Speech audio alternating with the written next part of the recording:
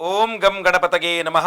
ಓಂ ಗುಂ ಗುರುಭ್ಯೋ ನಮಃ. ಗುರವೇ ರಾಘವೇಂದ್ರಾಯ ಭಾರತೀಯತಗೆ ನಮಃ. ಗುರುಭ್ಯೋ ನಮಃ. ಓಂ ಯೋ ಮಾ ಆಗ್ನೇ ಭಾಗಿನಗಂ ಸಂತಮಥಾ ಭಾಗಂಚಿಕೆ ಋಷತಿ ಅಭಾಗಮಗ್ನೆ ತಂಕುರು ಮಾಮಗ್ನೆ ಭಾಗಿನಂಕುರು ಭಾಗ್ಯದೇವತಾಯೈ ನಮಃ.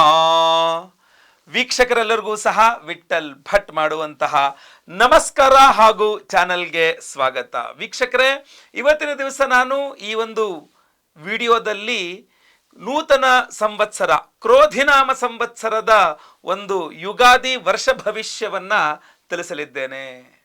ಮೊದಲನೇದಾಗಿ ನಮ್ಮ ವೀಕ್ಷಕರೆಲ್ಲರಿಗೂ ಸಹ ಕ್ರೋಧಿನಾಮ ಸಂವತ್ಸರದ ಹೊಸ ನೂತನ ವರ್ಷದ ಹಾರ್ದಿಕ ಶುಭಾಶಯಗಳು.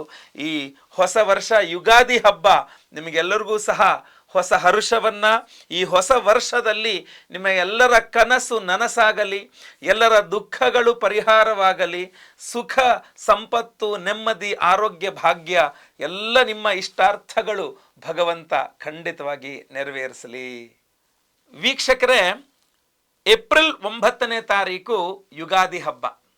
ಯುಗಾದಿ ಹಬ್ಬ ಅಂದರೆ ನಮಗೆಲ್ಲರಿಗೂ ಸಹ ನಮ್ಮ ಒಂದು ಸಂಸ್ಕೃತಿಯ ನೂತನ ಸಂವತ್ಸರದ ಮೊದಲ ದಿನ, ಚೈತ್ರ ಮಾಸ ಶುಕ್ಲ ಪಕ್ಷ ಪಾಡ್ಯ ತಿಥಿ.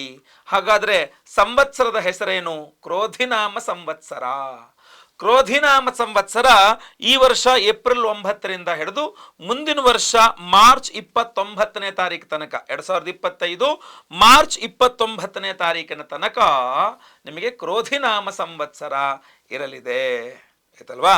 ಈ ಒಂದು ಸಂವತ್ಸರದಲ್ಲಿ ಕ್ರೋಧಿನಾಮ ಸಂವತ್ಸರದ ದ್ವಾದಶ ರಾಶಿಗಳ ಒಂದು ಫಲಾಫಲವನ್ನ ಹೇಳಬೇಕಾದ್ರೆ ಮುಖ್ಯವಾಗಿ ಗಮನಿಸಬೇಕಾಗ್ತಕ್ಕಂಥದ್ದು, ದೀರ್ಘಕಾಲಾವಧಿಯಲ್ಲಿ ಒಂದೇ ರಾಶಿಯಲ್ಲಿ ದೀರ್ಘಕಾಲಾವಧಿಯಾಗಿ ಒಂದೇ ರಾಶಿಯಲ್ಲಿರ್ತಕ್ಕಂಥ ಗ್ರಹಗಳನ್ನು ಆಯ್ಕೆ ಮಾಡಿಕೊಂಡು ಅದರ ಫಲವನ್ನು ವಿಶೇಷವಾಗಿ ಲೆಕ್ಕ ಮಾಡಿ ನಾವು ಯುಗಾದಿಯ ಫಲವನ್ನು ಹೇಳಬೇಕಾಗ್ತದೆ.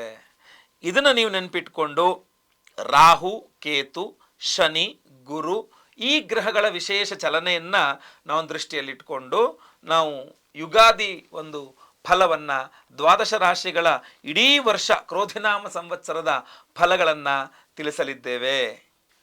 ವೀಕ್ಷಕರೇ, ಇದೊಂದು ಗೋಚಾರ ಫಲ. ನಿಮ್ಮ ವೈಯಕ್ತಿಕ ಜಾತಕವನ್ನು ಒಂದ್ಸಲ ಪರಿಶೀಲನೆ ಮಾಡಿಸಿಕೊಂಡು ಗೋಚಾರ ಫಲ ಹಾಗೂ ನಿಮ್ಮ ವೈಯಕ್ತಿಕ ಜಾತಕ ಇದು ಎರಡರೂ ಸಹ ಸಮ್ಮಿಶ್ರ ಮಾಡಿಕೊಂಡು ಫಲಾಫಲಗಳನ್ನು ತಿಳಿಬೇಕಾಗ್ತದೆ ಅನ್ನುವಂಥ ವಿಚಾರ ನೀವು ನೆನಪಿಟ್ಕೊಳ್ಳಿ. ಮಕರ ರಾಶಿಯವರ ನೂತನ ಕ್ರೋಧಿನಾಮ ಸಂವತ್ಸರ ಏನು ಯುಗಾದಿ ಹಬ್ಬ ಇದೆ, ಯುಗಾದಿಯ ನಂತರ ಕ್ರೋಧಿನಾಮ ಸಂವತ್ಸರದ ಆದಾಯ ವ್ಯಯ ಹಾಗೂ ನಿಮ್ಮ ರಾಶಿ ಭವಿಷ್ಯ ಯಾವ ರೀತಿಯಲ್ಲಿದೆ ನೋಡೋಣ ಬನ್ನಿ. ಮೊದಲನೇದಾಗಿ ಗುರುಗ್ರಹ ಈ ವರ್ಷ ಏಪ್ರಿಲ್ ಎಂಡ್ ತನಕ ಮೇಷರಾಶಿಯಲ್ಲಿದ್ದು ನಂತರ ವೃಷಭ ರಾಶಿಗೆ ಹೋಗ್ತಾನೆ. ಸೊ ಅದನ್ನು ಗಮನದಲ್ಲಿ ಇಟ್ಟುಕೊಂಡು 4ರಲ್ಲಿ ಗುರು ಸಂಚರಿಸುತ್ತಾನೆ ಏಪ್ರಿಲ್ ತಿಂಗಳಲ್ಲಿ. ಈ ವರ್ಷದ ಆದಿ ಕ್ರೋಧಿನಾಮ ಸಂವತ್ಸರದ ಆದಿಯಲ್ಲಿ 4ರಲ್ಲಿ ಗುರು ಸಂಚರಿಸುವಾಗ ನಿಮ್ಮದೇ ವಸ್ತು, ವಾಹನ, ಮನೆ ಇತ್ಯಾದಿ ವಿಷಯ ವಸ್ತುಗಳನ್ನು ಅನುಭವಿಸುವುದಕ್ಕೆ ಆಗೋದಿಲ್ಲ. ನಿಮ್ಮದೇ, ಬಟ್ ನೀವೇ ಅನುಭವಿಸಲ್ಲ ಅಂತ, ಆಯ್ತಲ್ವಾ? ಅಷ್ಟೇ ಅಲ್ಲ, ಹಣಕಾಸಿನ ವಿಚಾರಕ್ಕೆ ಸ್ನೇಹಿತರಿಂದ ಸ್ವಲ್ಪ ದೂರ ಆಗುವಂಥ ಸಾಧ್ಯತೆಗಳು ಕಂಡು ಬರ್ತಾ ಇದೆ. ಮನೆಯೋ ಅಥವಾ ಜಮೀನೋ ಅಥವಾ ಜಾಗವೋ ಮುಂಗಡ ಹಣ ಸಹ ನೀಡಿ ಆ ವ್ಯವಹಾರ ನಿಂತು ಹೋಗ್ಬಿಡುತ್ತೆ. ಅಥವಾ ಖರೀದಿಸಿದ ಮೇಲೆ ಸ್ವಲ್ಪ ಕಾನೂನು ತೊಡಕುಗಳು ಸಹ ಬರಲಿದೆ. ಆದರೆ ಮೇ ನಂತರ ಕ್ರೋಧಿನಾಮ ಸಂವತ್ಸರದಲ್ಲಿ ಮೇಯಿಂದ ಆಚೆಗೆ 5ರಲ್ಲಿ ಗುರು, ಪಂಚಮದಲ್ಲಿ ಗುರು ಬರ್ತಾನೆ, ಗುರುಬಲ. ಆದ್ರಿಂದಾಗಿ ಖರ್ಚಿನ ಪ್ರಮಾಣದಲ್ಲಿ ಗಣನೀಯವಾಗಿ ಕಡಿಮೆ ಆಗುತ್ತೆ. ನೀವೇನು ಖರ್ಚು ಮಾಡ್ತಾ ಇರ್ತೀರಾ ಅದರ ಪ್ರಮಾಣ ಕಡಿಮೆ ಆಗುತ್ತೆ. ಉದ್ಯೋಗಾವಕಾಶಗಳು, ವ್ಯಾಪಾರ ಅವಕಾಶಗಳು ಇದೆಲ್ಲವೂ ಸಹ ಜಾಸ್ತಿ ಆಗುತ್ತೆ. ಅದ್ರ ಜೊತೆಗೆ ನಿಮ್ಮ ಕೀರ್ತಿ ಪ್ರತಿಷ್ಠೆ, ಒಳ್ಳೆಗೆ ಹೆಸರು ಬರ್ತಕ್ಕಂಥದ್ದು ನಿಮಗೆ ಅದು ಜಾಸ್ತಿ ಆಗುತ್ತೆ.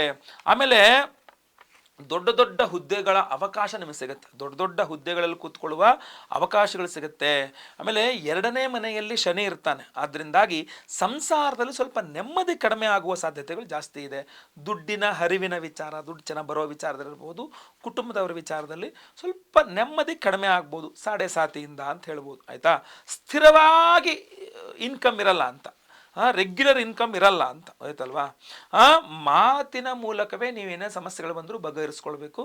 ಅದರಿಂದ ಮುಂದೆ ಸಮಸ್ಯೆಗಳಾಗದಂಗೆ ದೊಡ್ಡದಾಗದಂಗೆ ನೀವು ನೋಡ್ಕೊಳ್ಬೇಕಾಗತ್ತೆ.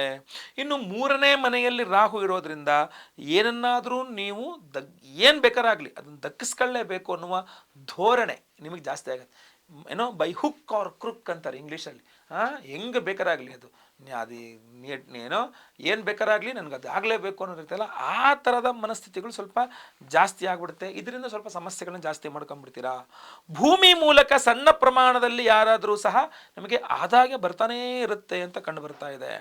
ಈಗ ಭೂಮಿನೇ ಇಲ್ಲ, ಹೆಂಗೆ ಬರುತ್ತೆ ಅಂದರೆ ಕಮಿಷನ್ ಮೂಲಕ ಬರಬಹುದು ಆಯ್ತಲ್ವಾ, ಅಥವಾ ನಿಮ್ಮದೇ ಯಾವುದೋ ಒಂದು ಆಸ್ತಿ ಮಾರಾಟ ಇತ್ಯಾದಿ ಯಾವುದೋ ಒಟ್ಟು ಭೂಮಿ ರಿಲೇಟೆಡ್ ಆಗಿ ಒಂದು ಸ್ವಲ್ಪ ದುಡ್ಡು ಬರ್ತಾ ಇರುತ್ತೆ ಚಿಕ್ಕ ಪ್ರಮಾಣದಲ್ಲಿ ಅಂತ ಕಂಡು ಬರ್ತಾ ಇದೆ. ಅದನ್ನು ಹೂಡಿಕೆ ಮಾಡಿದ್ರೆ ಸರಿಯಾಗಿ ನಿಮಗೆ ಖಂಡಿತವಾಗಿ ಅನುಕೂಲವಾಗುತ್ತೆ.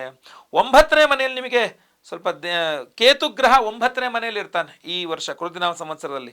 ಆದ್ರಿಂದ ದೇವರ ಹರಕೆ ಕಾರ್ಯಗಳು ಸೇವೆಗಳು ಬಾಕಿ ಇಡುವುದರಿಂದ ಉದ್ಯೋಗ ವೃತ್ತಿ ವ್ಯವಹಾರ ವ್ಯಾಪಾರ ಎಲ್ಲದರಲ್ಲೂ ವಿಳಂಬ ಆಗಲಿದೆ. ಯಾವುದೋ ನೀವು ದೇವಸ್ಥಾನಕ್ಕೆ ಹೋಗಬೇಕಾಗಿತ್ತು, ಹರಕೆ ಮಾಡ್ಕೊಂಡಿದ್ರಿ, ಬಟ್ ಹೋಗಿಲ್ಲ, ಹರಕೆ ತೀರಿಸಿಲ್ಲ. ಹರಕೆ ತೀರಿಸದೇ ಇರತಕ್ಕಂತಹ ಒಂದು ಮಕರ ರಾಶಿಯವರಿಗೆ ಈ ವರ್ಷ ತುಂಬ ಸಮಸ್ಯೆಗಳು 9ನೇ ಮನೆಯಲ್ಲಿ ಕೇತು ಇರೋದ್ರಿಂದ ಜಾಸ್ತಿ ಆಗುತ್ತೆ.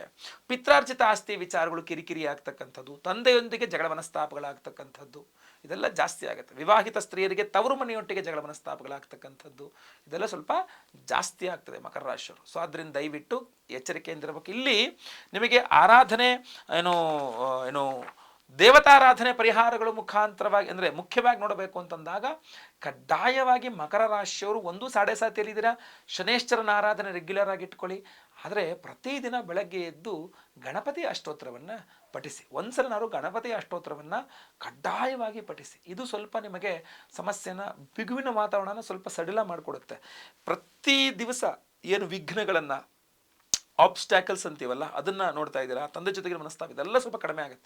ಸಂಕಷ್ಟದ ಚತುರ್ಥಿ ದಿವಸ ಒಂದು ಹೊತ್ತಾರು ಉಪವಾಸ ಮಾಡಿ, ಆರೋಗ್ಯ ಸಮಸ್ಯೆ ಇಲ್ಲ ಅಂದರೆ ಹಾಲು ಹಣ್ಣು ತಿನ್ಕೊಂಡಾರುವೆ ಸಾಯಂಕಾಲ ಮನೆ ಹತ್ತಿರ ಗಣೇಶನ ದೇವಸ್ಥಾನಕ್ಕೆ ಹೋಗಿ ಸಂಕಷ್ಟ ವ್ರತ ಮಾಡ್ತಿರ್ತಾರೆ. ಪೂಜೆಗೆ ಹೆಸರು ಕೊಟ್ಕೊಂಡು ಒಂದು ಸ್ವಲ್ಪ ಪ್ರದಕ್ಷಿಣ ನಮಸ್ಕಾರ ಮಾಡಿಕೊಂಡು ಚಂದ್ರೋದಯ ಚಂದ್ರನ ನೋಡ್ಕೊಂಡು ನಂತರ ಊಟ ಮಾಡಿ. ಅವತ್ತಿನ ಸಹ ಗಣಪತಿಗೆ ಜಾಸ್ತಿ ಜಾಸ್ತಿ ಜಾಸ್ತಿ ಆರಾಧನೆ ಮಾಡಿಕೊಡಿ. ಆಮೇಲೆ ಯಾವುದೇ ರೀತಿಯಾಗಿರತಕ್ಕಂಥ ವ್ಯವಹಾರಗಳಿರಲಿ, ವಿವಾಹ, ಉದ್ಯೋಗ, ಸಂತಾನ, ವ್ಯಾಪಾರ, ಭೂಮಿ ಖರೀದಿ ಮಾರಾಟ, ಮನೆ ಖರೀದಿ ಮಾರಾಟ, ಗೃಹ ನಿರ್ಮಾಣ, ಯಾವುದೇ ದೊಡ್ಡ ದೊಡ್ಡ ವಿಚಾರ, ಜಾಬ್ ರಿಸೈನ್ ಮಾಡ್ತೀನಿ ಅಥವಾ ಜಾಬ್ ಚೇಂಜ್ ಮಾಡ್ತೀನಿ ಅಥವಾ ಜಾಬ್ ಬಿಟ್ಬಿಟ್ಟು ನಾನು ಬಿಸ್ನೆಸ್ ಸ್ಟಾರ್ಟ್ ಮಾಡ್ತೀನಿ, ಈ ಥರ ಏನೇ ದೊಡ್ಡ ದೊಡ್ಡ ವಿಚಾರ ಇದ್ದರೂ ದಯವಿಟ್ಟು ವೈಯಕ್ತಿಕ ಜಾತಕ ಪರಿಶೀಲನೆ ಮಾಡಿಸ್ಕೊಳ್ಳಿ. ನಿಮ್ಮ ವೈಯಕ್ತಿಕ ಜಾತಕ ಹಾಗೂ ಗೋಚಾರ ಫಲ ಎರಡರದ್ದು ಒಂದು ಸಮ್ಮಿಶ್ರಣ ಆದಾಗ ನಮಗೆ ಕರೆಕ್ಟಾಗಿ ಮುಂದೆ ಏನಾಗಲಿದೆ, ನಿಮಗೆ ಏನು ಮಾಡಬೇಕು ನೀವು ಅನ್ನುವಂಥದ್ದನ್ನ ಸ್ಪಷ್ಟವಾಗಿ ತಿಳಿಸ್ಲಿಕ್ಕಾಗತ್ತೆ ಆಯ್ತಲ್ವ. ಅದರಿಂದ ವೈಯಕ್ತಿಕ ಜಾತಕ ಪರಿಶೀಲನೆ ಮಾಡಿಸ್ಕೊಳ್ಳಿ, ಖಂಡಿತವಾಗಿ ಅನುಕೂಲವಾಗುತ್ತೆ. ಇನ್ನು ಈ ವರ್ಷದ ಆದಾಯ ವ್ಯಯಗಳು ಯಾವ ರೀತಿಯಲ್ಲಿದೆ ಮಕರ ರಾಶಿಯವ್ರದ್ದು ಅಂತ ನೋಡೋಕೆ ಹೋದ್ರೆ, ಈ ವರ್ಷ ನಿಮಗೆ ಆದಾಯ ಒಂದು ಖರ್ಚು ಒಂದು, ಅಂದ್ರೆ ಏನು ಇನ್ಕಮ್ ಬರುತ್ತೋ ಅದೇ ರೀತಿಯಲ್ಲಿ ಔಟ್ಪುಟ್, ಬಟ್ ಆದಾಯ ಕೂಡ ಕಡಿಮೆ ಇದೆ, ಖರ್ಚು ಕೂಡ ಕಡಿಮೆ ಇದೆ ಅಂತ ಕಂಡು ಬರ್ತಾ ಇದೆ. ಅಂದ್ರೆ ಹಾಸಿಗೆ ಇದ್ದಷ್ಟು ಕಾಲು ಚಾಚಿದ್ರೆ ಅಂದ್ರೆ ಎಲ್ಲ ಸರಿ ಹೋಗುತ್ತೆ ಅಂತ. ಗೌರವ 2, ಅವಮಾನ 1. ಗೌರವನೇ ಸ್ವಲ್ಪ ಜಾಸ್ತಿ ಸಿಗುತ್ತೆ, ಅವಮಾನಗಳು ಸ್ವಲ್ಪ ಕಡಿಮೆನೇ ಆಗುತ್ತೆ. ಸುಖ 2, ದುಃಖ 2. ಎಷ್ಟು ಸುಖ ಇದೆಯೋ ಅಷ್ಟೇ ಪ್ರಮಾಣದಲ್ಲಿ ದುಃಖ ಇದೆ ಅಂತ ಕಂಡು ಬರ್ತಾ ಇದೆ. ಇನ್ನು ಆರೋಗ್ಯ 1, ಅನಾರೋಗ್ಯ 4. ನಿಮಗೆ ಬಹಳ ಗಮನಿಸಬೇಕಾದ ವಿಚಾರ ನಿಮ್ಮ ಆರೋಗ್ಯ ಆಯ್ತಲ್ವ. ಆದ್ದರಿಂದ ಟೈಮ್ ಟು ಟೈಮ್ ಸರಿಯಾಗಿ ನಿದ್ರೆ ಮಾಡಿ, ಆಹಾರ ಸೇವನೆ ಕರೆಕ್ಟಾಗಿ ಮಾಡಿ, ಬೆಳಗ್ಗೆ ಎದ್ದು ವ್ಯಾಯಾಮ ಅಥವಾ ಧ್ಯಾನ, ಪ್ರಾಣಾಯಾಮ, ಉತ್ತಮವಾದ ಆರೋಗ್ಯವನ್ನು ಮೇಂಟೈನ್ ಮಾಡಲಿಕ್ಕೆ ಏನು ಬೇಕೋ ಅದು ಮಾಡ್ಕೊಳ್ಳಿ. ದಯವಿಟ್ಟು ನಿಮ್ಮ ಶರೀರದಲ್ಲಿ ಆಲಸ್ಯ ಅನ್ನೋದು ಬರಬಾರ್ದು, ಸೋಂಬೇರಿತನ ಅನ್ನೋದು ನಿಮ್ಮ ಹತ್ರನೂ ಬರಬಾರ್ದು. ಆ ಥರ ನೀವು ನೋಡ್ಕೊಳ್ಬೇಕು, ನಿಮ್ಮನ್ನು ನೀವು ಚುರುಕಾಗಿಟ್ಕೊಳ್ಬೇಕು. ವೈಯಕ್ತಿಕ ಜಾತಕ ಪರಿಶೀಲನೆ ಮಾಡಿಸ್ಕೊಳ್ಳಿ. ಅಕಸ್ಮಾತ್ ಜಾತಕಗಳಂದ್ರೆ ಕವಡೆ ಹಾಕಿಸಿ ಪ್ರಶ್ನೆಶಾಸ್ತ್ರದ ಮುಖಾಂತರವಾಗಿ ನಿಮ್ಮ ಏನು ಪ್ರಶ್ನೆ ಇದೆ, ಏನು ಉತ್ತರ, ಏನು ಪರಿಹಾರ ಖಂಡಿತವಾಗಿ ನೋಡೋಣ. ಒಳ್ಳೆಯದಾಗಲಿ. ವಿಡಿಯೋ ಇಷ್ಟ ಆದರೆ ದಯವಿಟ್ಟು ಲೈಕ್ ಮಾಡ್ಲಿಕ್ಕೆ ಮರಿಬೇಡಿ. ವಾಟ್ಸಪ್, ಫೇಸ್ಬುಕ್, ಮೆಸೆಂಜರ್ ಎಲ್ಲ ಕಡೆ ಸಾಮಾಜಿಕ ಜಾಲತಾಣಗಳಲ್ಲಿ ವಿಡಿಯೋನ ಶೇರ್ ಮಾಡ್ಲಿಕ್ಕೆ ಮರಿಬೇಡಿ. ಫೇಸ್ಬುಕ್ಕಲ್ಲಿ ನಮ್ಮ ಈ ವಿಡಿಯೋ ನೋಡ್ತಾ ಇದ್ದೀರಾ ಅಂದರೆ ದಯವಿಟ್ಟು ನಮ್ಮ ಪೇಜ್ನ ಫಾಲೋ ಮಾಡ್ಲಿಕ್ಕೆ ದಯವಿಟ್ಟು ಮರಿಬೇಡಿ. ಮುಂದುವರಿದಲ್ಲಿ ಮತ್ತೆ ಪುನಃ ಸಿಗ್ತಾನೆ. ಎಲ್ಲರಿಗೂ ಸಹ ಒಳ್ಳೆಯದಾಗಲಿ.